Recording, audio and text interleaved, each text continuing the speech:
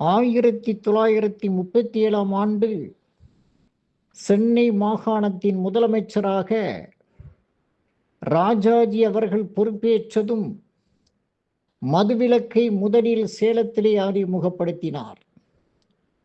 பின்னர் படிப்படியாக மாநிலம் முழுவதும் நடைமுறைப்படுத்தப்பட்ட போது அரசின் வருவாய் பாதிக்கப்படுவதாக எதிர்ப்பு குரல் எழுந்தது.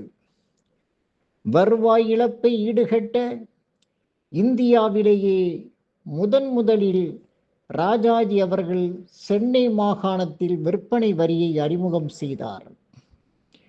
1938 நிதிநிலை அறிக்கையை சமர்ப்பித்த போது சேலம் மாவட்ட ஆட்சியர் டிக்சன் அவர்கள் எழுதிய கடிதத்தை வாசித்தார்.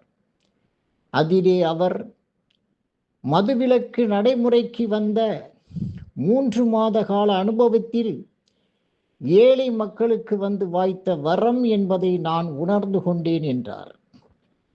இந்திய தேசிய காங்கிரஸை உருவாக்கிய ஆலன் ஆக்டேவியன் ஹியூம் குடிபோதை குற்றங்களை தூண்டுகிறது என்றார். உன்னற்க மதுவை என்று வள்ளுவன் உபதேசித்ததை காதிலே நாம் வாங்க மறுத்துவிடுகிறோமே.